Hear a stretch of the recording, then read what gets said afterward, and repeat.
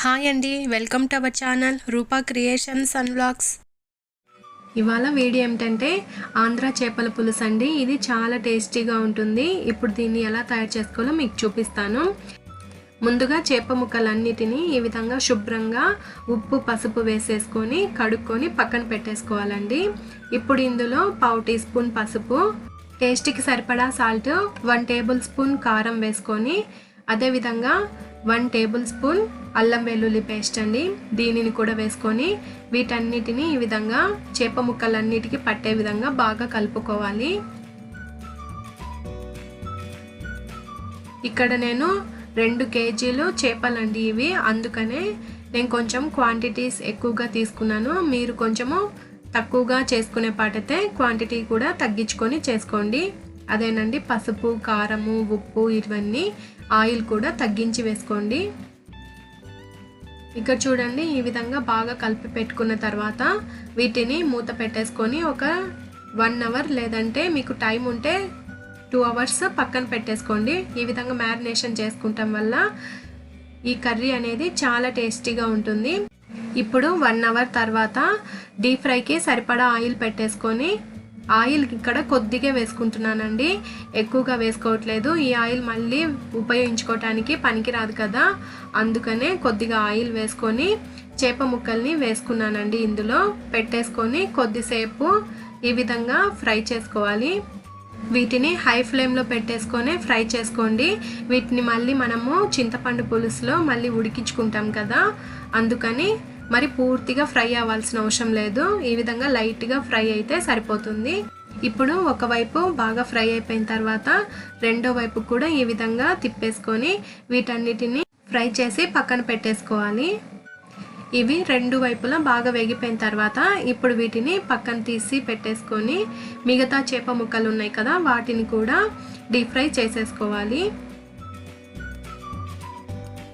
ఈ విధంగా అన్నిటినీ వేయించి పక్కన పెట్టేసుకున్న తర్వాత ఇప్పుడు ఇందులో ఆయిల్ని ఒక 2 టేబుల్ స్పూన్లు ఆయిల్ ఉంచేసుకొని మిగతా ఆయిల్ మొత్తాన్ని ఉంచేసుకోవాలండి, పక్కన పెట్టేసుకోండి. ఇప్పుడు ఆయిల్లో ఒక 10 మెంతులు వేసుకుంటున్నానండి. అవి కొద్దిగా వేగిపోయిన తర్వాత ఇప్పుడు ఇందులో ఒక పెద్ద ఆనియన్ని ఈ విధంగా చిన్న చిన్న ముక్కలుగా కట్ చేసి ఇందులో వేసేసుకుంటున్నాను. ఆనియన్స్ కొద్దిగా వేగిపోయిన తర్వాత ఒక 5-6 పచ్చిమిర్చిని ఈ విధంగా చీలికలుగా కట్ చేసి వేసేసుకుంటున్నాను. ఇందులోనే కరివేపాకును కూడా వేసుకొని కొద్దిగా వేయించుకున్న తర్వాత ఇప్పుడు ఇందులో అల్లం వెల్లుల్లి పేస్ట్ 1 టేబుల్ స్పూన్ వేసుకుంటున్నానండి. ఇది కూడా పచ్చివాసన పోయే వరకు వేయించుకోవాలి.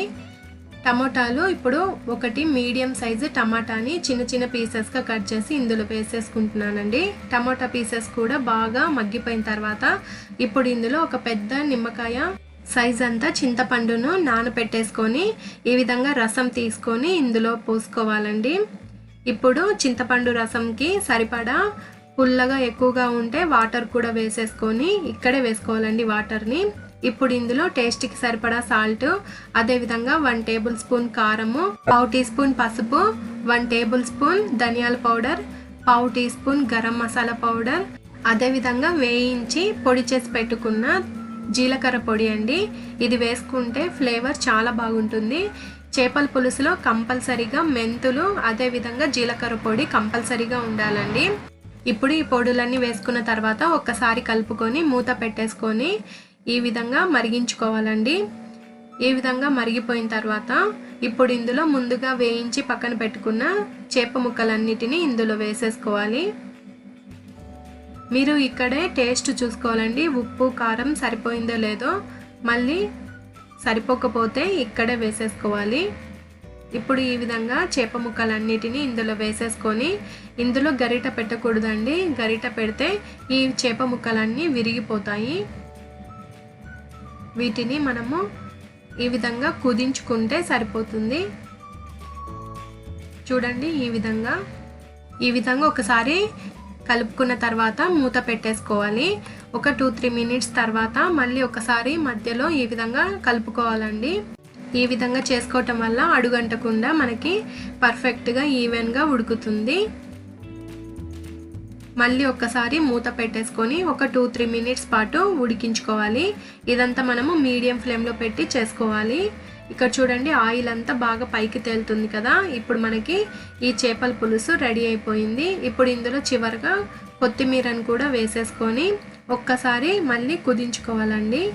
ఈ విధంగా చేసుకొని స్టవ్ ఆఫ్ చేసేసుకొని సర్వింగ్ బౌల్లోకి సర్వ్ చేసేసుకుంటే ఎంతో టేస్టీగా ఉండే ఆంధ్ర చేపల పులుసు రెడీ అయిపోయింది.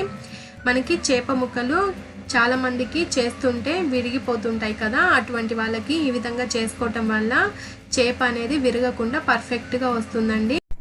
చూసారు కదండి, మీకు నచ్చినట్లయితే ఈ వీడియోని లైక్ చేయండి, షేర్ చేయండి, కామెంట్ పెట్టండి. అదేవిధంగా ఇటువంటి మరెన్నో రెసిపీస్ కోసము ఛానల్ని సబ్స్క్రైబ్ చేసుకోండి. Thank you for watching. Take care. Bye bye.